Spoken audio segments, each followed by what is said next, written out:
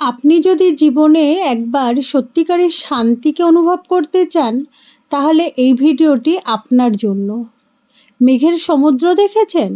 এখানে এলে দেখতে পারবেন মেঘের সমুদ্র। শীতে এলে পুরো জায়গাটা একটি সাদা স্বর্গ মনে হবে। এটা পশ্চিমবঙ্গেরই এক উঁচু জায়গা, যেখানে মেঘ থাকে হাতের কাছে আর সূর্য ওঠে চোখের সামনে। যারা পাহাড় ভালোবাসেন তাদের জন্য এই ট্রেকটি এক স্বপ্নের অভিজ্ঞতা। ভিডিওটি শেষ পর্যন্ত দেখুন। এই ভিডিওতে আমি আপনাদেরকে জানাবো এখানে আপনারা আসবেন কি করে, আপনারা ট্রেক করে আসবেন কিভাবে, আর জিপে করে আসবেন কিভাবে, কোথায় পারমিট করাতে হয়, কোথায় থাকবেন, আর কি কি খাবার এখানে পাওয়া যায়, রাস্তাঘাট তো আছেই। সমস্ত ডিটেলস নিয়ে আজ আমি মুনমুন আপনাদের সামনে নিয়ে এসেছি এই সেরা ট্রেক ভিডিওটি। সবার প্রথমে আসতে হবে শিলিগুড়িতে। আর শিলিগুড়িতে আসতে গেলে আমরা দুভাবে আসতে পারি, এক হচ্ছে ট্রেনে করে আর এক হচ্ছে বাসে চেপে। আর প্রতিদিন রোজ রাত 8:35 শিয়ালদা স্টেশন থেকে কাঞ্চনকন্যা এক্সপ্রেস ছাড়ে, সেটা ভোরবেলা 8টার সময় পৌঁছিয়ে দেয়। আর একটাভাবে আসতে পারেন, সেটা হচ্ছে বাসে করে, যে বাস ধর্মতলা বা বিভিন্ন জায়গা থেকে অনেক নতুন নতুন ভলভো বাস ছাড়ে, সেতে করে আসলে আপনারা পৌঁছিয়ে যেতে পারেন এই শিলিগুড়িতে। শিলিগুড়ি থেকে অনেক শেয়ার গাড়ি বা রিজার্ভ গাড়িতে করে আপনারা চলে আসতে পারেন মানেভাঞ্জন বা সুখিয়াতে। আর জিজ্ঞাসা করে নেবেন যে শিলিগুড়িতে থেকে কোথার থেকে সুখিয়া বা মানেভাঞ্জনের গাড়ি ছাড়ে, ওখান থেকে আপনারা গাড়ি ধরতে পারেন। তবে সুখিয়ার জন্য 3টে গাড়ি ছাড়ে, সেটা হচ্ছে সকাল 7:45, 8:45, 9:45। আর মানেভাঞ্জনের জন্য একটাই গাড়ি ছাড়ে, সেটা হচ্ছে সকাল 6টার সময়। যেহেতু আমার দেরি হয়ে গেছিলো, তাই আমি 200 টাকা করে টিকিট কেটে মিরিক পর্যন্ত চলে এসেছিলাম ওখান থেকেই শেয়ার গাড়িতে করে। মিরিক থেকে আমি আবার গাড়ি ধরে এসেছিলাম ওই মানেভাঞ্জন পর্যন্ত, আর মানেভাঞ্জন থেকে আবার গাড়ি করে 200 টাকা দিয়ে চলে এসেছিলাম ধোত্রে পর্যন্ত। এই ধোত্রে কিন্তু খুব সুন্দর। অনেকে কিন্তু শিলিগুড়ি থেকে 1 দিন বা 2 দিনের জন্য এই ধোত্রেতে এসেও থাকে। আর এই ধোত্রে 2 দিনের জন্য এসে যদি আপনারা থাকেন, আপনারাও কিন্তু এখান থেকে স্লিপিং বুদ্ধা দেখতে পারবেন। আর এখানে বেশ কয়েকটি ঘর নিয়ে আর বেশ চাষবাস হয়, অসাধারণ এই ধোত্রেটা। তবে আমি এই ধোত্রেতে 1 দিনই ছিলাম, আর এখান থেকে আমি ট্রেক শুরু করব। আর যদি আপনারা আসেন এই ধোত্রেতে থেকে আপনারা কিন্তু জঙ্গলের একটি সুন্দর রাস্তা দিয়ে ট্রেকিং করে তুমলুঙেও চলে আসতে পারেন। আর আমি এই যে রাস্তা ধরে এখন যাচ্ছি তুমলিংয়ের দিকে, কারণ আমি আজকে ট্রেক করে যাব। ট্রেক করতে করতে যেতে যেতে ট্রেকিংয়ের রাস্তাটাও তো খুব সুন্দর, দেখুন পুরো পরিষ্কার এরকম ইটখাবলা রাস্তা। আমার আগে একজন পিঠু যাচ্ছে ঝুড়ি নিয়ে। ফরেস্টের ভিতর থেকে ট্রেকিংটা সত্যি খুব ভালো লাগছে। আমরা 8:30 ট্রেকিং শুরু করলাম, 2 কিলোমিটার এসেছি, এখনও অনেক টাইম আছে। জঙ্গলের মধ্যে দিয়ে হাঁটার অনুভূতিটাই আলাদা, একদম নিস্তব্ধ জঙ্গল আর পাখির ডাক ভীষণ ভালো লাগছিল। আর যেহেতু কালকে এইরকম বরফ বৃষ্টি হয়েছিল, এখানে স্নোফল পুরো রাস্তাতে এইভাবে কিন্তু পড়ে আছে, স্লিপ কাটছিল, একটু সাবধানেই যেতে হবে। তবে একটা হাতে লাঠি পেলে খুব ভালো হতো। আর দূরে মাঝে মাঝে পরিষ্কার আকাশে পরিষ্কার স্লিপিং বুদ্ধা দেখা যাচ্ছে, অসাধারণ লাগছিল এইখান থেকে দেখি। সান্দাকফু শুধু একটি ট্রেক নয়, এটা নিজের সঙ্গে নতুন করে পরিচয়ের জায়গা। যদি মন খারাপ থাকে, তখন জীবনে একবার যদি নিজেকে নতুন করে শুরু করার প্রয়োজন হয়, একবার এখানে আসবেন, মন একদম ভালো হয়ে যাবে প্রকৃতিকে দেখে। এই আকাশ পরিষ্কার থাকলে এখান থেকে এভারেস্টকে অনেক পরিষ্কার দেখা যায়, আর এটাই হচ্ছে সেই স্লিপিং বুদ্ধা। আর এখান থেকে দেখুন 1 কিলোমিটার দূর দূর কিন্তু এরকম বসার জায়গা অনেক করা আছে। খানিক দূর যেতেই এইরকম সাদা বরফ দেখতে পেলাম, অল্প অল্প রাস্তার ধারেই পড়ে আছে, বেশ ভালো লাগছিল। চারিদিকে ঘন জঙ্গল আর এইরকম কাঁচা রাস্তা আর সাদা সাদা হালকা হালকা বরফ। বেশ এগাচ্ছিলাম হেঁটে হেঁটে, আর একটু দমের কষ্ট হচ্ছিল। আর হঠাৎ করে চোখের সামনে পড়ল যেন সাদা চাদর বিছানো রয়েছে, সাদা বরফ। এত ভালো লাগছিল দেখতে। দেখুন স্নোফলে পুরো ভরে গেছে রাস্তাটা, কত ভালো লাগছে। গাছটাকে ঝাড়িয়ে দেখলাম শক্ত হয়ে আছে, বরফগুলো জমে গেছে পাতায়। যারা হেঁটে ট্রেকিং করে এই সান্দাকফুতে যেতে চাইছেন তারা এই ধোত্রে থেকে হাঁটা স্টার্ট করতে পারেন, যেটা আমি করছিলাম। এই ধোত্রে থেকে পুরো তুমলিং অবধি যাব, তারপরে আমি আপনাদেরকে দেখাবো যে আপনারা মানিভাঞ্জানে এসে কিভাবে গাড়ি বুকিং করবেন আর ওখান থেকে কিভাবে পারমিট করবেন, কত দিন সময় লাগে, সমস্ত ডিটেলসেই আপনারা জানবেন এই ভিডিওতে। আর এইখান থেকে ট্রেকিং করে যখন ধোত্রে থেকে আর কি তুমলিং অবধি আসবেন, তো এখান থেকে প্রকৃতির সৌন্দর্যটা কিন্তু অনেক বেশি ভালো লাগে। কারণ এখান থেকে আপনারা কাঞ্চনজঙ্ঘা দেখতে পারবেন, এভারেস্ট দেখতে পারবেন, আর অনেক সুন্দর পরিষ্কার আকাশ তো রয়েইছে, তার সাথে দেখবেন এই স্লিপিং বুদ্ধা, অনেক সুন্দর লাগবে। আর আমি এখন চলে এসেছি এই তুমলিং। দেখুন তুমলিংয়েরটা এখানে কিন্তু এরকম ভিউ পয়েন্ট রয়েছে, আর এখান থেকে অনেক সুন্দর। এটা একটা ভিউ পয়েন্ট তুমলুংয়ের, এখান থেকেই ফটো তোলে, আর এখান থেকে কিন্তু অনেক সুন্দর কাঞ্চনজঙ্ঘার ভিউটা পাবেন। আর এখানে দেখলেন এখানে অনেক হোমস্টে আছে, কেউ যদি এখানে স্টে করতে চান আপনারা কিন্তু এখানে স্টে করতে পারেন। আর ওই দেখুন একদম পিছনে যে হোমস্টে বা রুম দেখছেন সেখানে আমরা ছিলাম, মানে এই পাহাড়টার তার উপাশে যে পাহাড় সেইখানে ছিলাম। ওখান থেকে এত দূর মানে 6 কিলোমিটার এই পাহাড় চড়ে এই তুমলুংয়ে আসলাম। এই যে রাস্তা দেখছেন এই রাস্তা দিয়েই কিন্তু গাড়ি যায়। যারা গাড়িতে করে আসবেন মানিভাঞ্জান থেকে তারা এই রাস্তা ধরেই আসবেন। আর এখানে যেহেতু ট্রেক করে এসেছি, রাস্তাঘাটে কিন্তু কোথাও দোকান ছিল না। তো এই তুমলিংয়ে আসার পরে এই যে রাস্তা দিয়ে দেখছেন ওই দেখুন একটা হোমস্টে, তো ওখানেই একমাত্র খাবার পাওয়া যায়। ভীষণ খিদে পেয়ে গেছিলো, এখন 12:30 প্রায় বাজে। আর এখানেই এই হোমস্টের ভিতরে গিয়েই কিন্তু অনেক দোকান আছে, মানে এনারাই আর কি বানিয়ে দেয়। এখানে এসে আমরা এরকম একটা ম্যাগি অর্ডার করলাম, আর এখানে বসে ম্যাগি খেলাম। খাওয়ার পরেই কিন্তু আবার যাব তুংলুর দিকে।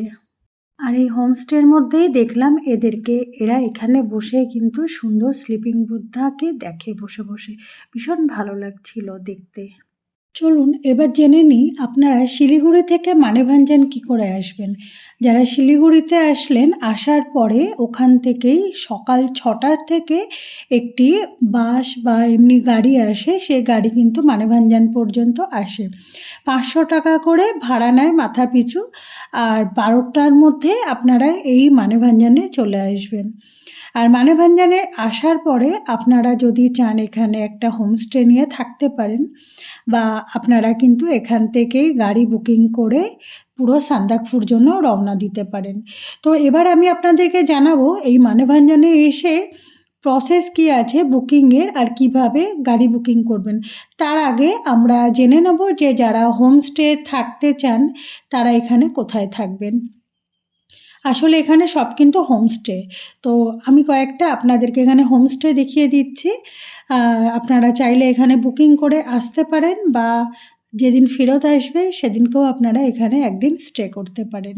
চলুন দেখে নিই কয়েকটা হোমস্টে। एक बार तो 12-13 आदमी भी बैठा था इसमें भी। अटैच रूम है, अटैच रूम है, इंजन है, डीजल भी है, बड़ा गीजर है सबसे ऊपर में। माने बच्चे सबसे रिजनेबल सस्ता हमारा है होमस्टे। सर अगर कोई मेरा चैनल का नाम से अगर आपके पास आएगा, बोलेगा मेरा चैनल से आपके पास आए, तो उनको क्या डिस्काउंट मिलेगा? आज मिलेगा तो कितना %? 10% मिलेगा। अच्छा आपके तरफ से आने से तो ठीक है, थैंक यू। दिन अच्छा होने से माउंटेन भी दिखा देगा, बर्ड वाचिंग इधर ही बर्ड आएगा अभी जो मार्च अप्रैल के टाइम में ना। এটা আমার রুম, আর এই রুমের মধ্যে আমি আমার বোন ছিলাম। এখানেও দেখুন আপনারা কিন্তু চাইলে 3 জন থাকতে পারবেন, এখানে 2 জন, ও পাশে 1 জন। এই রুমটাও অনেক সুন্দর।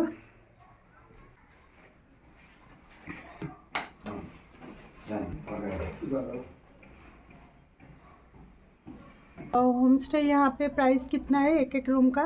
उनका नहीं होता है, जो जैसे पैकेज होता है अच्छा एक आदमी का। जैसे हमारा होम स्टे में तो सस्ता है, एक आदमी का खाने पीने का लिए with lunch 900, without lunch dinner breakfast check करके 800 रुपये है। सस्ता है हमारा, होम स्टे में सस्ता है। आपका आगे जो होटल में है वहाँ पर महंगा पड़ेगा आपको 1200। अच्छा, कोई अगर लंच खाना नहीं लेगा, हाँ। सिर्फ रूम लेगा तो रूम का हाँ, रूम का अलग होगा। और रूम का कितना? जैसे ये हमारे 3 बेड में, मेरा तो एक 3 बेड है, एक 5 बेड है। 3 बेड में आपका हम लोग रूम का सिर्फ 1200 1000 रुपये लेते हैं। अच्छा। और उधर 5 बेड है जो उसमें 1500 2000 1500 तक देते हैं सिर्फ रूम का। अच्छा, आपका फ़ोन नंबर बता दीजिएगा, कोई अगर कांटेक्ट करेगा। मेरा फ़ोन नंबर है व्हाट्सएप नंबर भी वही है, फ़ोन नंबर भी वही है 9679147006। और मेरा होम स्टे का नाम है अजय होम स्टे, मानेभंजन, प्रॉपर मानेभंजन में है। आप लोग व्हाट्सएप भी कर सकते हैं, उसी नंबर पर फ़ोन भी कर सकते हैं। ठीक है, थैंक यू। ओके, नमस्ते। যারা ট্রেকিং করে যায় এখান থেকে, তারা এইখান থেকে যে কাউন্টার এই যে দেখছেন, এখানে কিন্তু আধার কার্ড দিয়ে একটি ফর্ম ফিল আপ করা হয়। আর ফর্ম ফিল আপ করার পরেই আপনারা এখান থেকে মানে পারমিট হলো, আর গাড়ি আপনাদেরকে এখান থেকে দেবে। একটি গাড়ি 5000 টাকা করে নেয়। সেই গাড়িতে করে আপনারা সান্দাকফু পর্যন্ত যেতে পারবেন। মাঝখানে আপনাদের স্টে করাবে 2 রাত্রির। একটা হচ্ছে তুমলিং বা তুংলুং, এই দুটো জায়গার মধ্যে একটি জায়গাতে স্টে করাবে। আর নেক্সট দিন আপনাদের স্টে করাবে কালপোখরিতে, সেটাও আমি আপনাদেরকে দেখাবো আমার ভিডিওতে। আর যারা ল্যান্ড ওভারে করে যেতে চাইছেন, আপনারা এখান থেকে কিন্তু ল্যান্ড ওভারও নিতে পারেন। ল্যান্ড ওভারের কাউন্টার কিন্তু একটু এগিয়ে রয়েছে। এই হচ্ছে ল্যান্ড ওভারের কাউন্টার। এখানে দেখুন প্রত্যেকটা গাড়ির বুকিংয়ের চার্ট লেখা আছে, আপনারা এখান থেকে দেখতে পারেন। দেখে এখান থেকে বুকিং করে গাড়িতে যেতে পারেন। তবে আমার মতে যারা গাড়িতে যাচ্ছেন একসাথে অনেকে মিলে 5000 টাকা দিয়ে একটা গাড়ি করে নেওয়াটাই বেটার। আবার অনেকে হেঁটে ট্রেক করে যেতে পছন্দ করে সান্দাকফুতে। প্রকৃতির পরিবেশটা কিন্তু অনেক সুন্দর, করে হেঁটে গেলেই আপনারা দেখতে পাবেন। গাড়িতেও পারবেন, তবে হেঁটে যাওয়াটাই আমার মতে ভালো। তবে যারা হাঁটতে পারেন না, তাদের জন্য গাড়ির অপশানটাই রইল, খুব ভালো লাগবে। পারমিটের জন্য আধার কার্ড আর ফটো কিন্তু আপনাদের কাছে রাখবেন। আমি ধোত্রে দিয়ে ট্রেক করে গেছিলাম সান্দাকফুতে, আর সান্দাকফু থেকে গাড়ি করে মানেভঞ্জন এসেছিলাম ফিরত। তাই আমি আপনাদের সুবিধার জন্য এই ভিডিওটি এইখান থেকে দেখাচ্ছি, যাতে আপনারা এইভাবে গাড়ি বুকিং করে সান্দাকফুতে যেতে পারেন। এইভাবে পারমিটের প্রসেসটি রয়েছে। দেখুন মানেভঞ্জনের এমন একটা সামনে আছে, এই সাইডটাতে তো আমরা ছিলাম হোমস্টেগুলো, আর এই সাইড থেকেই গাড়িগুলোকে ধরে। আর এই যে ড্রেন দেখতে পাচ্ছেন, এই ড্রেনের এই পাশটাই কিন্তু নেপাল পড়ে গেছে। দেখুন এটা পুরো নেপালে আছি এখন আমি। রাস্তা দিয়ে যারা ট্রেক করে এই রাস্তা দিয়েও কিন্তু উঠে যায়। দেখুন এগুলো সব নেপালের ঘর বাড়ি। এখানে কিন্তু নেপালি অনেক দোকান আছে, যেখানে আপনারা চাইলে এখানে শপিং করতে পারেন। পুরো দেখুন নেপালে এখন আমি। ড্রেনের ওই পাশটাই কিন্তু আবার ইন্ডিয়া পড়ে যাচ্ছে। ওখান থেকে এগিয়ে গেলে আপনারা অনেক সুন্দর সুন্দর ভিউ আপনারা দেখতে পাবেন। এই চেকপোস্টে একটু জিজ্ঞাসা করে আসলাম, কারণ অনেক কিছু বারণ থাকে। তো আমাকেও এখানে একজন বলল যে নেপালে যাবে তো একবার কনফার্ম করে যাও। তো চেকপোস্টে আমি একটু বলে আসলাম যে আমি একটু ভিডিও বানাচ্ছি, তাহলে নেপালে একটু ঢুকছি। তো বললো ঠিক আছে যাও, বেশি দূর যাবে না। এই সমস্ত কিছু আর কি নেপালের ঘরবাড়ি। দেখুন এখানে সব এরকম ট্যাঙ্কির মধ্যে করে জল, আর এই জল দিয়ে ওরা আর কি জামা কাপড় বাসন যা আর কি কাজ করার এরা করছে। এখানে সব পিঠের মধ্যে এরকম করে করে নিয়ে আসে। সে ভিউ দেখা যাচ্ছে না, এরকমই সব ঘর বাড়ি আছে লোকাল।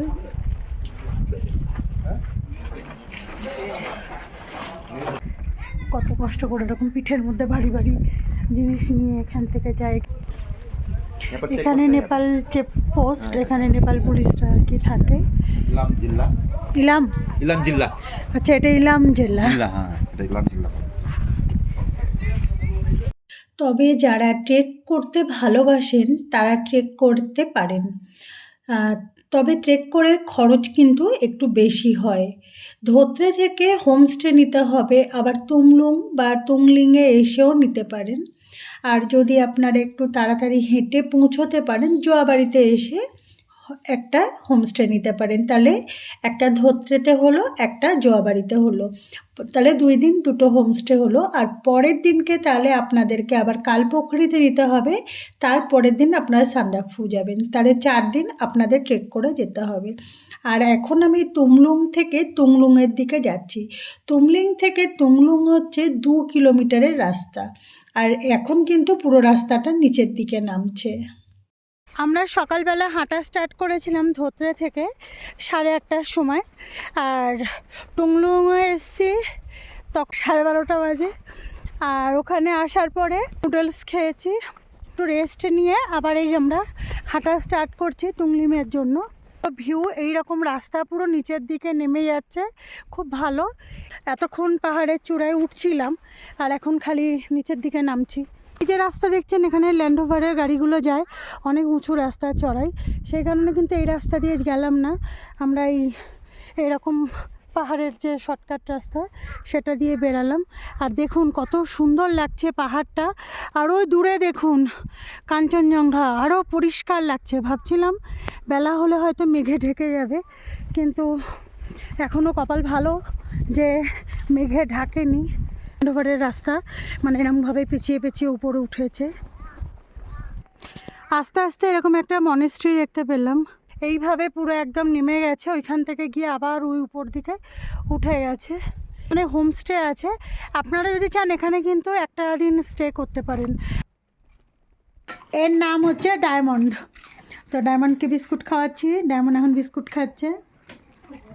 Tata diamond.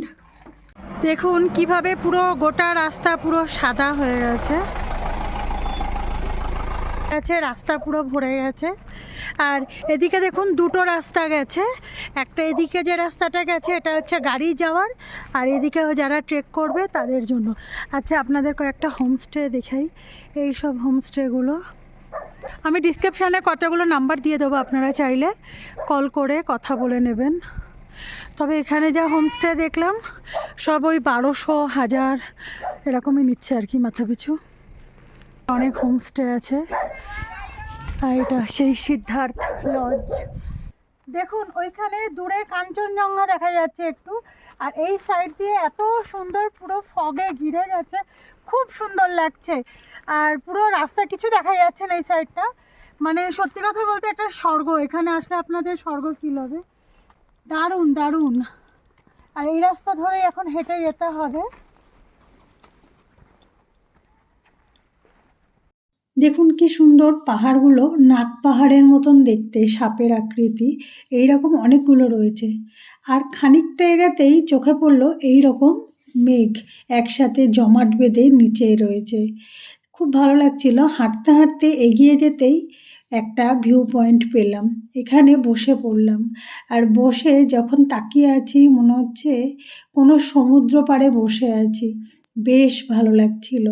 আর আমার সাথে অনেকের দেখা হয়ে গেল এইখানে, এরা সব বাইরের থেকে এসেছে, খুব এনজয় করলাম আমরা একটু টাইম।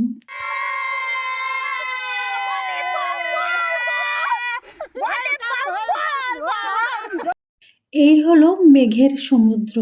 এবার আপনারা আমাকে কমেন্টে বলবেন কারা কারা এই সান্দাকফুতে আসতে চাইছেন এই রকম সুন্দর আকাশ আর পৃথিবীর দৃশ্য দেখতে।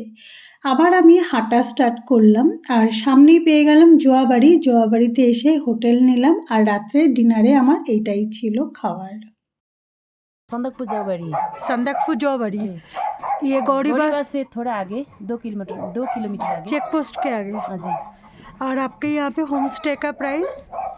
यहाँ 900 करके रख रहे हैं। अच्छा उसमें रात को डिनर, सुबह के ब्रेकफास्ट करके एक जन का। अच्छा, अगर कोई रूम लेगा ऐसा मिलेगा? अगर हाँ, कोई मिलेगा तो। और खाना अलग से आप लोग हाँ। देते? ठीक है मैम, आपका नंबर बता दीजिए। मेरा नंबर 7063454654। उसमें मेरा व्हाट्सअप है। अच्छा ऐसे तो कॉल नहीं आएगा, व्हाट्सअप कॉल WhatsApp करना है, पड़ेगा। WhatsApp है। अगर मेरा रेफरेंस से कोई आएगा कोई डिस्काउंट मिलेगा? तो मस्त मिलेगा 10%। आपका वो चैनल का नाम बताना पड़ेगा। कहाँ से आए हाँ तो मिल जाएगा? जी। ठीक है मैम, थैंक यू। হোমস্টে থেকে বেরালাম আর সকালবেলা চা খেয়েছি, খেয়ে চলুন আমি এখানে একটা ভিউ পয়েন্ট আছে সেটা আমি আপনাদের দেখাবো। পেছনে আমাদের হোমস্টেটা, এই রাস্তাটা ধরে ঠিক এইভাবে এগিয়ে যাব ওই সাইডটাতে। রাস্তাটা এটা দিয়ে কিন্তু ট্রেক শুরু করে, এটা দিয়ে যাব গড়িবাস। তো এখন আমি ওখানে একটা ভিউ পয়েন্ট আছে। এই জয়াবাড়িতে কিন্তু অনেক হোমস্টে আছে, যেহেতু আমি রাত্রে এসেছিলাম তাই সামনের দিকে হোমস্টে নিয়েছিলাম। আর আপনারা যদি আসেন এর ভিতর দিকে কিন্তু অনেকগুলো হোমস্টে আছে, সব ওই রকমই 1200-1500 করে পার হেড নিচ্ছে। আর 1000 টাকাতেও আপনারা পেয়ে যাবেন, আমি যেটাতে ছিলাম তো 900 টাকাতে পেয়ে গেছি। একদম নিচে পর্যন্ত নেমেছে, আবার ওইখান থেকে ঘুরে দেখুন পিছনে চলে গেছে। চলুন এতটা রাস্তা যাই, তারপর বাকিটা দেখাচ্ছি। কারণ হাত না জমে যাচ্ছে, -1 না -2 ডিগ্রি। এখানে দেখুন সাইডে সব বরফ জমে আছে পুরো। আর এই রাস্তার মধ্যে দেখুন জলের মধ্যে কেমন বরফ জমে গেছে, দেখুন দেখুন কড়মড় করছে, দেখুন জল চলে আসছে, দেখুন জলের উপরে লেয়ারটা ভেঙে গেছে। দেখুন, তার মানে বুঝতে পারছেন আমি কোন জায়গাতে আছি, আর আমি নিজেও এখানে বরফ হয়ে যাচ্ছি। এই জয়াবাড়িটা কিন্তু নেপাল পড়ে যাচ্ছে, এখন আমি নেপালের মধ্যে দিয়ে হাঁটছি। এই রকম বড় বড় পাহাড়, আর এই সাইডে যে বাম্বু গাছগুলো দেখছেন এখানে কিন্তু অনেক রেড পান্ডা আছে। কিভাবে রাস্তাটা কত দূরের দিয়ে নেমে গেছে, এই যে রাস্তা দেখছেন এই রাস্তাটা দিয়েই যাব, মানে মাটির রাস্তা। আর আমার পিছনে দেখুন কীরকমভাবে জঙ্গল এরিয়া, আর উপর থেকে নেমে আসলাম। এই সাইডেও দেখুন পুরো একদম জঙ্গল, এদিকেও জঙ্গল, আর এই রকম রাস্তা পুরো একদম শর্ট নেমে গেছে। এই জয়াবাড়ি থেকে গৌরীবাসার রাস্তা হচ্ছে প্রায় 2 থেকে 2.5 কিলোমিটার মতন হেঁটে ট্রেক করে যেতে হবে গৌরীবাসা পর্যন্ত। গৌরীবাসাতে একটি চেকপোস্ট আছে, সেখানে চেকিং হয়, আর ওখানে গাইড দেখতে চায় যে আপনার সাথে কোনো গাইড আছে কি না। কারণ এই ফরেস্টের ভিতর দিয়ে যায় মানুষ, আর একা একা, যেহেতু এখানে অনেক রকমের বিপদ আসতেই পারে, তো সেই কারণে গাইড নিতেই হবে। তো আমি আমার বোন ছিলাম, তো আমরা গাইড নিইনি, কিন্তু আমাদের একটা গাইডের সাথে পরিচয় হয়েছিল, একটা ফ্যামিলি ছিল, ওনারা গাইড নিয়েছিলেন। তো তাদের গাইডটা আমাদেরকে একটু গাইড করে দিয়েছিল, তা সেই জন্য আমি ওনাকেই কিছু পয়সা দিয়ে দিয়েছিলাম। গাইডটা খুবই ভালো ছিল। তো চেকপোস্টে গাইড দেখিয়ে আমরা এই চেকপোস্ট থেকে বেরিয়ে গেছি। আর এখান থেকে এখন অনেকটাই কিন্তু এই রকম উঁচু রাস্তা উপর দিকে যাচ্ছে, বেশ কষ্ট হয় কিন্তু এই রাস্তাতে। মানে আমার হোমস্টে যেটা ছিল জৌবাড়ি থেকে 5 কিলোমিটার হেঁটে ট্রেক করে আসার পরে গৌরীবাসা পর্যন্ত এসেছি। আর ওখান থেকে আরও 2 কিলোমিটার আসার পরে এইটা হচ্ছে কাইয়াকাটা। এই কাইয়াকাটার এখানেই দেখুন এরকম ছোট ছোট ঘর আছে, এখানেই কিন্তু বললে এরা নুডলস, ম্যাগি, ডিম সিদ্ধ বা চা আপনারা কিন্তু পেয়ে যাবেন। তো ওই কাইয়াকাটার সামনেই আমরা এখন একটু চা অর্ডার দিয়েছি আর ভেজ নুডলস অর্ডার দিয়ে খেয়ে তারপর আমরা আবার রওনা দেব।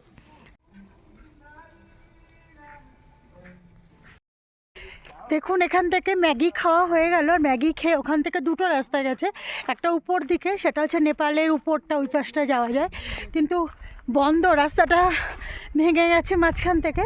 তো এরকম আরেকটা যে রাস্তা গেছে এই রাস্তা ধরেই কিন্তু এখন ট্রেক করে হেঁটে যাচ্ছি। আর রাস্তার অবস্থা খুব খারাপ, প্রচণ্ড খারাপ। এখানে লেখা আছে কাইয়াকাটা, আর এখানে কিন্তু পুরো রেড পান্ডা আছে, কপাল ভালো থাকলে দেখা যাবে। এইসব উপরে, মানে এইসব গাছের উপরে, জঙ্গলে, পুরো এলাকাটাতে কিন্তু প্রচুর রেড পান্ডা আছে। ট্রেক খুবই ভালো, খুবই সুন্দর, ফিজিক্যাল ফিটনেস খুব জরুরি।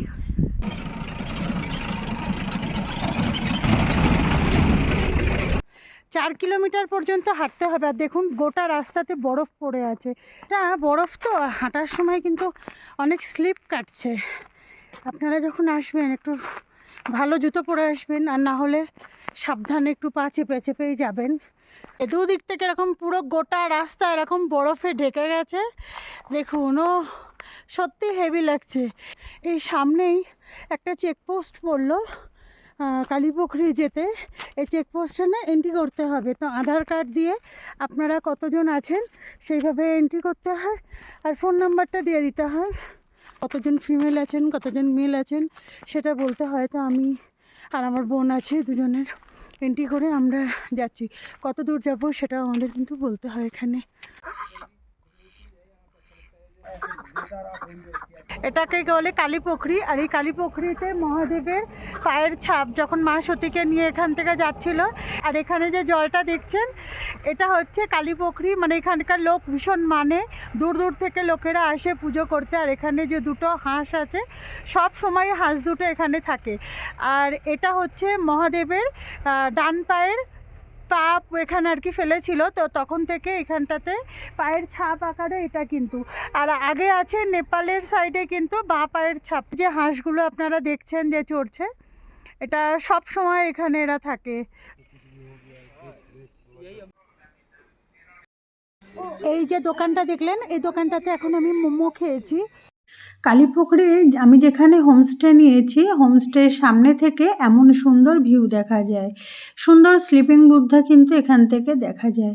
আর রাতের বেলায় এখানেই এই হোমস্টে থেকে আগুন জ্বালানোর ব্যবস্থা করে দেয়, যেখানে আপনারা এইভাবে হাত সেঁকতে পারেন।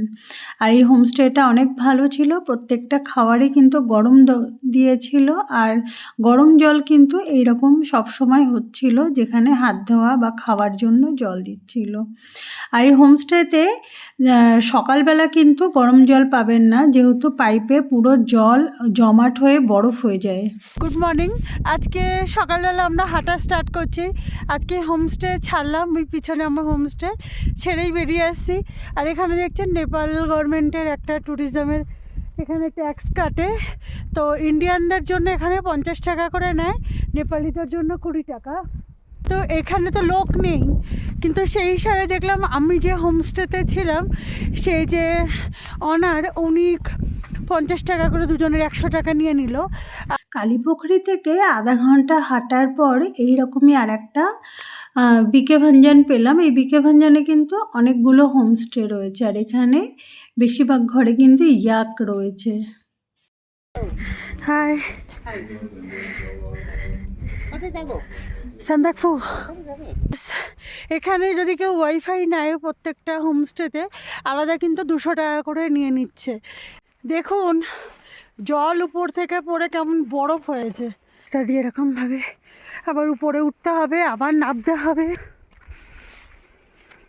কালীপুখরি থেকে মাত্র আধা ঘন্টা হেঁটে আসার পরেই এটা হচ্ছে বিকে ভঞ্জন। তো এই বিকে ভঞ্জনেও অনেকে হোমস্টে নিয়ে কিন্তু থাকে। তো আমরা আধা ঘন্টায় হাঁটলাম, হেঁটে আসার পরে সকালে তো ব্রেকফাস্ট করে বেরোয়নি। তো এখানে আমরা এখন এখানে নুডলস ছাড়া আর কিছু পাওয়া যায় না। তো এগুলো সব ইয়াকের দুধ দিয়ে তৈরি হয়, এগুলোকে ছর্পি বলে। ভীষণ হেলদি হয়, মুখে রাখলে লজেন্সের কাজ করে। না না না, মা লাগায় 200 রুপিয়া। আচ্ছা, এরকম এক একটা মালা তৈরি হচ্ছে 200 টাকা করে। আর এই যে ছোট ছোট এরকম যে পিস, এগুলো 1 পিস করে 10 টাকা। এখানে দুজনের 2টো ম্যাগি দিয়ে গেছে। এখানে যে হোমস্টে রয়েছে এখানে কিন্তু খুব কম হোমস্টে আছে, মানে এখানে দেখছি আর ওই সাইডে কয়েকটা আছে। কালীপুখরিতে তাও বেশ কিছু হোমস্টে আছে, আর কিন্তু বিকে ভঞ্জনে খুবই কম হোমস্টে আছে। চলুন আমি আপনাকে এই হোমস্টেটার একটু রুমটা দেখাই। এখানেও দুজন ঘুমোতে পারবেন, ওদিকে দুজন ঘুমাতে পারবেন। কম্বলের এখানে আপনাদের এখানে দেওয়া আছে, কিন্তু আপনারা যদি চান আরও এরা কিন্তু এক্সট্রা কম্বল দিয়ে দেয়। আর 10 জনও চাইলে ঘুমোতে, 8 থেকে 10 জন এক একটা বেডে কিন্তু আপনারা 2 জন করে ঘুমোতে পারবেন। তো আর রাস্তার ধারে এই ধরনের টয়লেট দেখতে পেলাম, যে রাস্তা দিয়ে যারা ট্রেক করছে তাদের জন্য সুবিধা হবে। আর একটা দুটো এরকম হোমস্টে রয়েছে। আর এই বাঁ সাইডে কিন্তু কয়েকটা জায়গাতে এরকম বসার জায়গাও দেখতে পেলাম। বাকি তো পাহাড়ি জায়গা, যেখানে খুশি বসা যায়। তবে যত উপরের দিকে যাচ্ছি তত যেন বেশি সুন্দর লাগছে। আরেকটু এগিয়ে আসার পরে আরেকটা হোমস্টে দেখেছি, বেশি না 10 মিনিট মতন হেঁটে আসলে কিন্তু আরেকটা হোমস্টে পাবেন।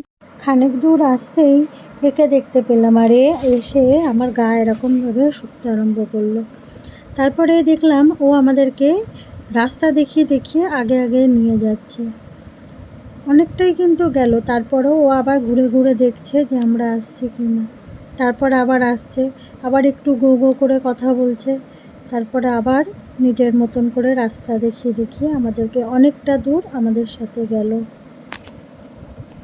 এই উপরটা এতটাই আসছি, আসার পরেই না মাথাটা কেমন যন্ত্রণা আরম্ভ করে দিল। তো হয়তো উপরে গিয়ে অক্সিজেন লেভেল কম হতে পারে, তো আমি একটা ডায়োম্যাক্স খেয়ে নিচ্ছি। আপনারাও যখন আসবেন এরকম ডায়োম্যাক্স সাথে নিয়ে আসতে পারেন, যাতে খেয়ে নিলে একটু হয়তো ভালো হবে আপনারা। তো দেখুন দুটো রাস্তা ভাগ হয়ে গেছে, এই সাইডে একটা রাস্তা গেছে, উপরে এই বুদ্ধের মনেস্ট্রিটা রয়েছে, এই পাশে যে রাস্তাটা দেখছেন এইটা দিয়েই যাব, আর এখান থেকে গেলে সান্দাকফু অব্দি আমরা পৌঁছেই যাব।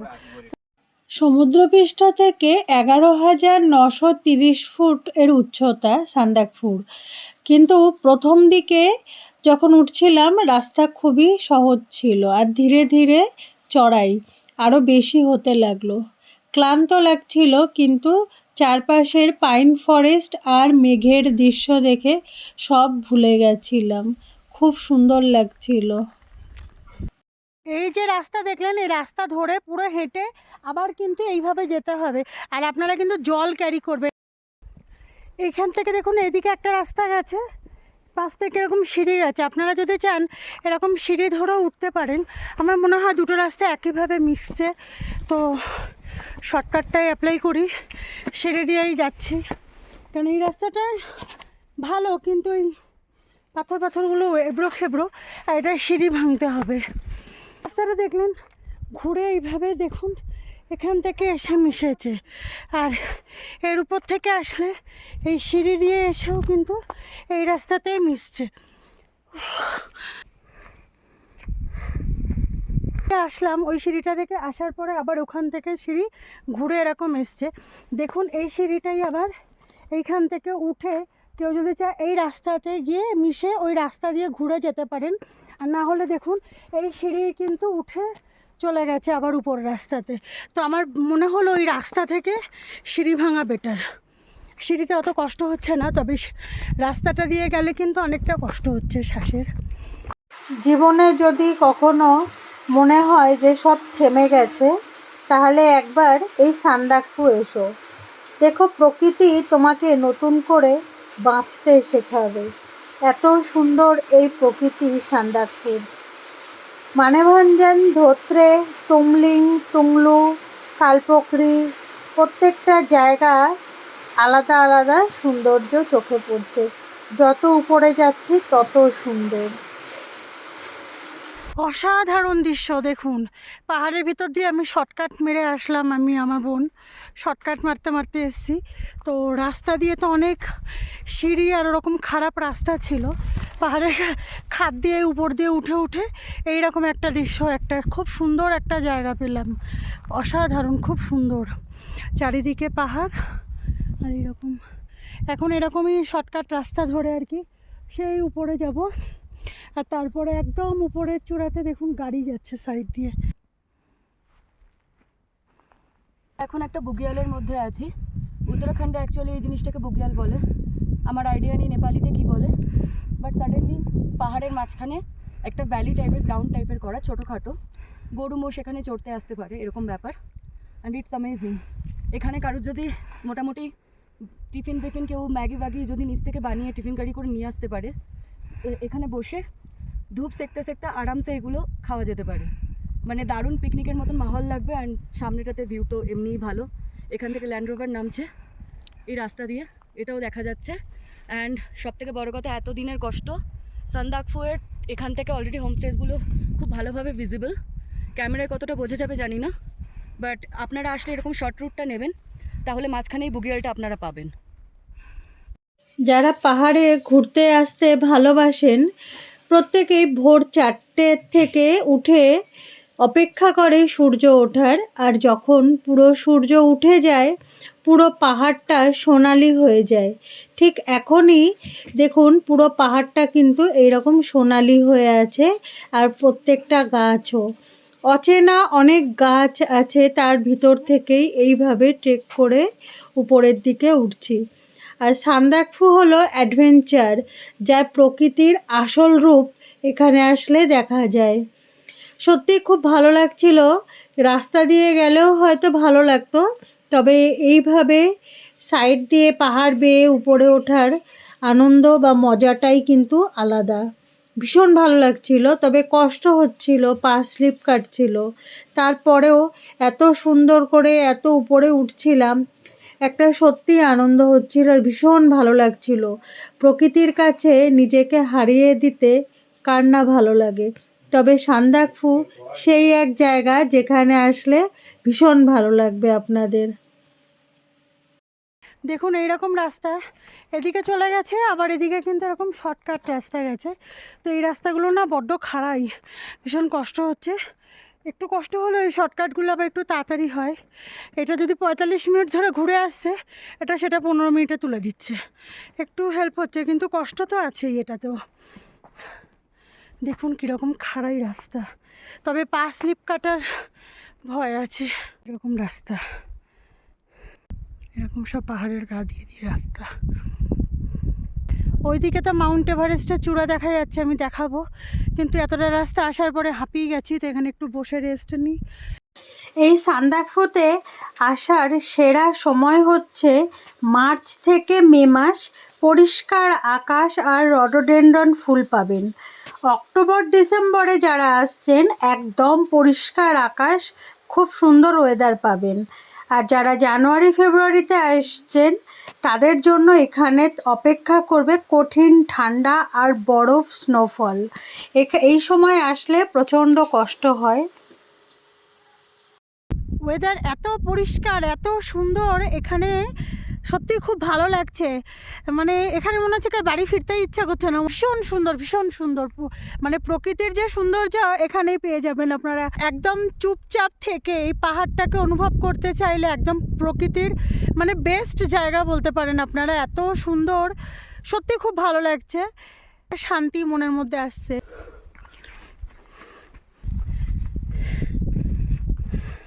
আসলাম, এখানটাতে কিন্তু ভাঙা আছে, আর এখান থেকে কিন্তু একদম নিচে নেমে গেছে, একদম সোজা একদম নিচে। তো আমার বোন ও আগে গেল এখানটাতে, গিয়ে ব্যাগগুলো ওই পাশে নিল, তারপরেই কিন্তু আমি আবার যাচ্ছি। না হলে কিন্তু একটু যদি ব্যাগ ছাড়া আসেন একদম নিচে চলে যাবেন, সেইটা একটু সাবধান। এই জায়গাটা ধস নেমেছিল, পড়ে গেছে। আর রাস্তা দিয়ে আসেন, এই যে রাস্তা, দেরি হবে কিন্তু।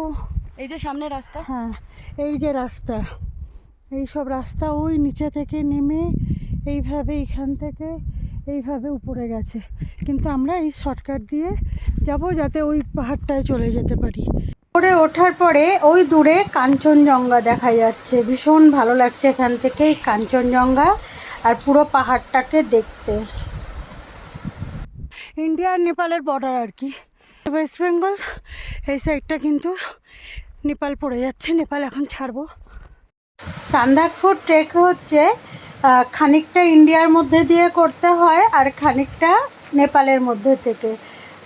ধোত্রে থেকে তুমলুং কিন্তু আমরা ওয়েস্ট বেঙ্গলের মধ্যেই থাকছি, আর যখন জোয়াবাড়িতে ঢুকে যাচ্ছি তখন কিন্তু নেপাল শুরু হয়ে যাচ্ছে। কালপোখরিও নেপাল, আর এই যে এখন যাচ্ছি এটা কিন্তু পুরো নেপালের মধ্যে দিয়ে যাচ্ছি। আর এই নেপালের বর্ডার দেখালাম, তারপর থেকে আবার ওয়েস্ট বেঙ্গল পড়ে গেল সান্দাকফুটা। এইভাবেই কিন্তু পুরোটা যাচ্ছে। আর গাড়ি দেখলেন, আমি দেখালাম আপনাদেরকে কিভাবে আসলো। গাড়ি এইভাবেই পাহাড়ি রাস্তা ধরে পুরো সান্দাকফু পর্যন্ত যাচ্ছে। সান্দাকফু শিখিয়েছে জীবনে যতই কঠিন হোক, শিখরে উঠলে দৃশ্যটা অসাধারণ। আর আমি এত কঠিন ট্রেক করে আসার পরেই সান্দাকফুর উপরে আসার পরে এখানে দেখে এত শান্তি লাগছে, এত ভালো লাগছে, খুব ভালো লাগছে। আর এখন দাঁড়িয়ে আছি সান্দাকফুর এই যে সবথেকে ভালো একটা রেস্টুরেন্ট তার সামনে। এই রেস্টুরেন্টের ভিতরটা ঠিক এই রকম সুন্দর, কিন্তু এখানে থাকার ব্যবস্থাও আছে।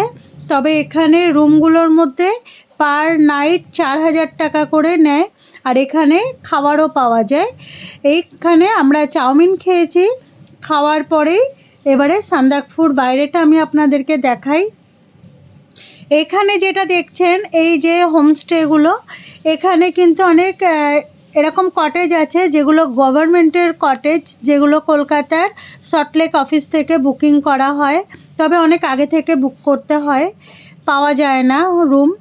আর এখানে আশেপাশে অনেকগুলো হোমস্টে আছে, তবে খুব বেশি নেই, আছে। এখানে যদি চান আপনারা থাকতে পারেন, তবে এখানে ভীষণ দাম নেয় রুমগুলোর। আর যদি মনে করেন আপনারা সান্দাকফু ট্রেক কমপ্লিট করে ফালুট যাবেন, তাহলে এখান থেকে 21 কিলোমিটার ফালুট, আপনারা ওখানেও যেতে পারেন।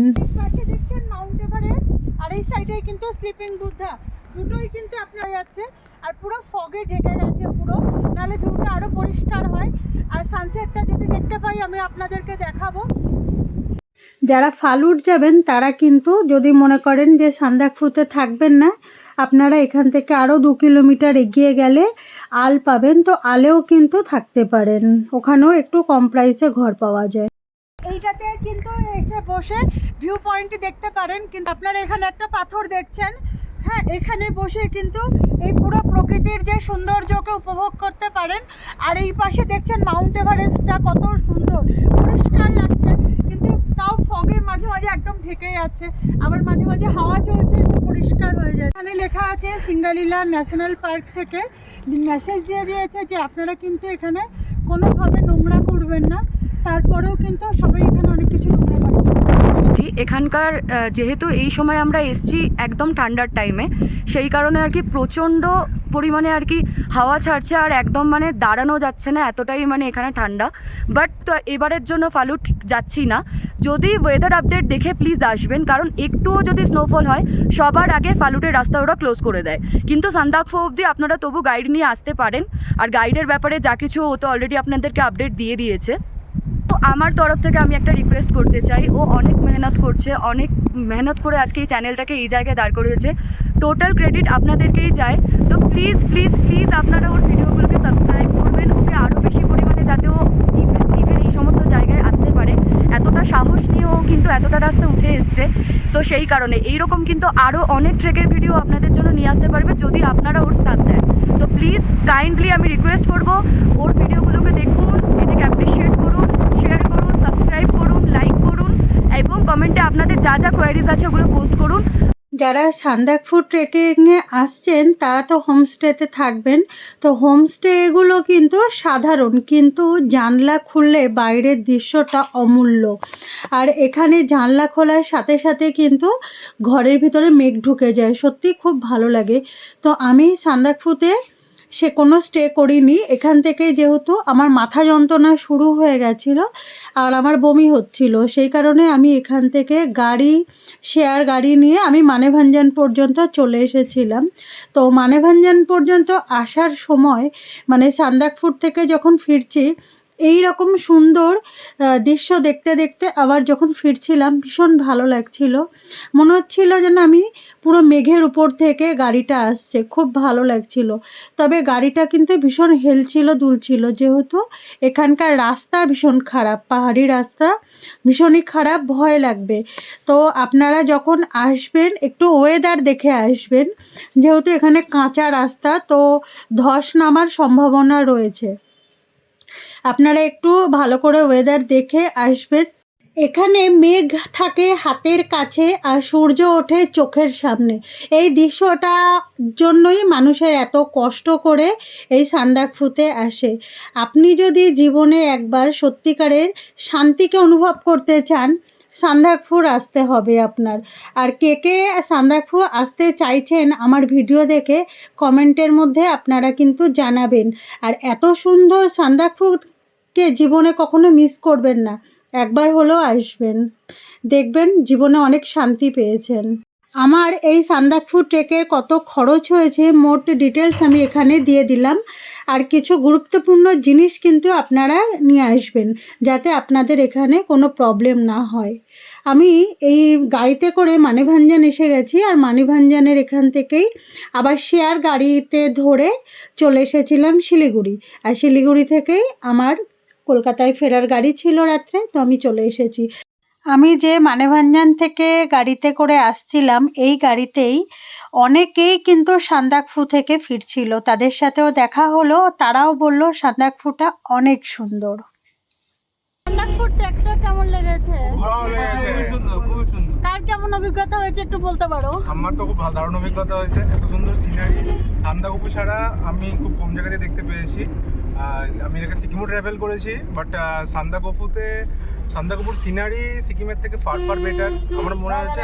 বাট হ্যাঁ একটা আফসোস থেকে গেছে, সান্দাকফুতে গিয়ে আমি স্নোফলটা পেলাম না, এটা আফসোস থেকে গেল। আই থিঙ্ক নেক্সট টাইম অবশ্যই পাবো। সবার খুব ভালো লেগেছে। একদম একদম খুব ভালো ঘুরেছি আমরা। আশা করি আমার এই ভিডিওটি আপনাদের খুব ভালো লেগেছে। সবাই সান্দাকফু ঘুরতে আসবেন, সবাই সুস্থ থাকবেন, ভালো থাকবেন। আবার দেখা হবে পরের ভিডিওতে।